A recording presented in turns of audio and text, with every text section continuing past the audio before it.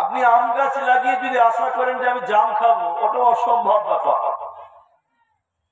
আমার আগে যারা বয়ান করেছেন তাতে পরিবারের নীতি রীতি আদর্শ কি করে করা যায় সে ব্যাপারেও কেউ বক্তব্য রেখেছে, দায়িত্ব সম্পর্কে। আমার ভাই শিক্ষা সম্পর্কে বক্তব্য রাখেন কারি হানিফ সাহেব। আমি আপনাদের দুটি বিষয় নিয়েছি, আমি দুটোই আপনাদের সামনে আলোচনা করব ইনশাআল্লাহ। প্রথমে আপনাদেরকে কয়েকটা কথা খুব গুরুত্ব দিয়ে বোঝার চেষ্টা করবেন। যেটা হলো কোরআনুল কারীম আল্লাহ বলছেন ওয়া'তাসিমু বিহাবলিল্লাহি জামিআন ওয়া লা তাফাররাকু। তোমরা বিভেদ সৃষ্টি করিও না, দলাদলি করিও না, আল্লাহর রজ্জুকে শক্ত করে ধরো, এক হয়ে যাও। আল্লাহর এই কথাটা যদি আপনি মানতে পারেন, পৃথিবীর লোক যদি এই কথাটা খালি মেনে নেয়, তা আমি আব্দুর রহমান আপনাকে বলছি দেশে অশান্তি থাকবে না, মারামারি হবে না, হানাহানি হবে না। সর্বোপরি মুদ্রা কথা হলো কোন বাতিল শক্তি কোন মুসলিমদের দিকে চোখ রাঙাতে পারবে না, যদি তারা আল্লাহর এই কথাটা মানতে পারে। ওয়া'তাসিমু বিহাবলিল্লাহি জামিআন ওয়া লা তাফাররাকু। তোমরা আল্লাহর রজ্জুকে শক্ত করে ধরো, এটা আমরা ধরতে পারি। একজন আরেকজনকে কাফের বলে লজ্জা লাগে না? আরেকজন আরেকজনকে কাফের বলে, জাহান্নামী বলে, মুনাফিক বলে লজ্জা লাগে না? একটু বিবেকে বাঁধে না যে সেও মুসলিম, আপনি মুসলিম, আপনার সঙ্গে কোন মাসলাকগত ভাবে কোন সুন্নতের আমলের ব্যাপারে মতভেদ থাকতেই পারে, তার কারণে তাকে আপনি কাফের বলবেন কি করে? আমরা নিজেরাই এক জায়গাতে আসতে পারি না। 2018-19 কথা বলছি, যখন আসামে এনআরসির চূড়ান্ত রিজাল্ট, সিএ বিল নিয়ে যখন খুব বলাবলি হচ্ছিল, দেশের নেতারা যারা মানুষের যদি গরুকে দাম বেশি দেয়, এবার বুঝতে পেরেছেন কারা? যারা বলে আমার মায়ের চেয়ে গরুর দাম বেশি, তারা বলছিল যে সিএ পাস করব। তখন গোটা ভারতের গায়ে গায়ে মুসলিমরা সংঘাত করা তারা প্রতিবাদ করেছিল। করেছি কি করেনি? হ্যাঁ বলো, করে নাই? বালুকা রোড স্টেশনে ভাঙচুর হয়েছিল, কুমেদপুর স্টেশনে ভাঙচুর হয়েছিল, হয়েছে কি হয়নি? জোরে বলো। হয়েছে। তখন আমি ছিলাম কিষানগঞ্জ লাইন মসজিদে, ইমাম না, আমি জলসা করছিলাম, তখন ওখানে আমি অবস্থান করছিলাম। একজন আমাকে বলছে, আইয়া হযরত আপনি একটু আসামের বর্তমান এনআরসি এর ব্যাপারে বলুন, তারা বিহারি মানুষ। আমি বলতে গেছিলাম, তখন একটা লোক বললো, হুট করে বলছে, আরে ও সব লোক তো ওয়াহাবি হ্যায়। কি বলছে?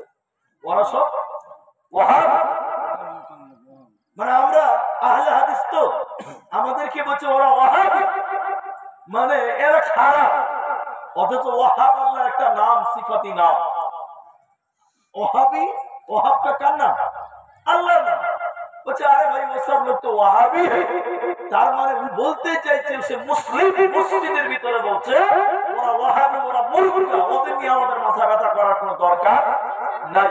এই হলো আমাদের বর্তমান মুসলিমদের মন মানসিকতা। আমরা এক প্ল্যাটফর্মে আসতে পারিনি, এজন্য বর্তমান ফিলিস্তিনের ইসরায়েলিরা আজকে মুসলিমদের দিকে তাকাতে পেরেছে, বাইতুল মুকাদ্দাস দখল করতে পেরেছে। যদি তামাম পৃথিবীর বর্তমান সময়ে প্রায় 57-58টা মুসলিম দেশ আছে, তারা যদি এক হতে পারত, তাহলে ইহুদিরা পালাবার কোনো জায়গা পেত না। কিন্তু আমরা এক জায়গায় আসতে পারি, আমরা এগুলো আসতে পারিনি। তো আমি আপনাদের এই দুটি বিষয়কে মাথায় রেখে আপনাকে ভূমিকাতে টুকু কথা বললাম যে আপনাকে এক হতে হবে, এক প্ল্যাটফর্মে আসতে হবে। আমরা মনে করি যে ইসলাম। আসসালামু আলাইকুম। ডেলিগেট 80 টাকা করা হয়েছে, যারা ইচ্ছা করছেন খাবো খেতে পারেন। 80 টাকা করা হয়েছে, ডেলিগেট ফি 80 টাকা করা হয়েছে, যারা খাবেন খেতে পারেন। তো আমরা মুসলিমরা সর্বোপরি জাহান্নাম থেকে বাঁচবো, আল্লাহকে ভয় করব, আর জিহাদের তামান্না আমরা দিলে রাখবো। চলুন কোরআন মানুষকে নামাজের কথা বললে মানুষ রাগে না, রাগে না। রোজার কথা বললে রাগে না, কিন্তু যদি বলা হয় জিহাদের কথা তাই বলে বেটা জঙ্গি আছে। যদি জিহাদের কথা বলা হয় তাহলে বলে এটা সন্ত্রাস, জঙ্গি। অথচ কোরআনে বলেছেন, আল্লাহ বলছেন কুতিবা আলাইকুমুস সিয়াম, হে মুমিনগণ তোমাদের জন্য রমজানের রোজা ফরজ করা হয়েছে। ওই কোরআনে ওই সূরাতেই বলা হয়েছে কুতিবা আলাইকুমুল কিতাল, তোমাদের জন্য যুদ্ধকে, লড়াইকে, জিহাদকেও ফরজ করা হয়েছে। তাহলে আমরা জিহাদের ব্যাপারেও আমরা যথাযোগ্য জ্ঞান অর্জন করতে হবে, জ্ঞান রাখতে হবে। একটা হলো জিহাদ, আর একটা হলো মহিলাদের পর্দার গুরুত্বটা কত। মা আমার, বোন আমার, আল্লাহ কোরআনে বলছেন বিসমিল্লাহির রহমানির রহিম وقرنا في بيوتكن ولا تبرجن تبرج الجاهلية الأولى। বন্ধুরে আমার, মারে আমার, আল্লাহ বলছেন সেই জাহিলিয়াতের কথাটা স্মরণ করিয়ে বলছেন, হে মেয়েরা, বর্বরতার যুগের মেয়েদের মতন, বর্বরতার যুগের নারীদের মতন, অসভ্যতার যুগের মেয়েদের মতন, জাহিলি যুগের মেয়েদের মতন খুব সৌন্দর্য প্রদর্শন করে তোমরা রাস্তায় বেরিও না।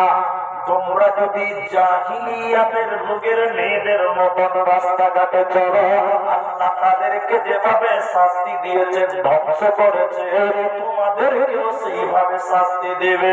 এজন্য আল্লাহ বলছেন, হে মেয়ের দল, মহিলার দল, জাহিলি যুগের মেয়ের মতন খুব সৌন্দর্য প্রদর্শন করে রাস্তাঘাটে চলবে না, তাহলে তোমাদের জাহান্নাম যেতে হবে।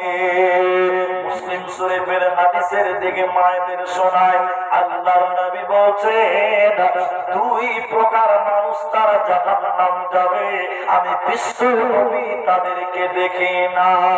দুই শ্রেণী মানুষ জাহান্নাম যাবে, আমি তাদের দেখি না।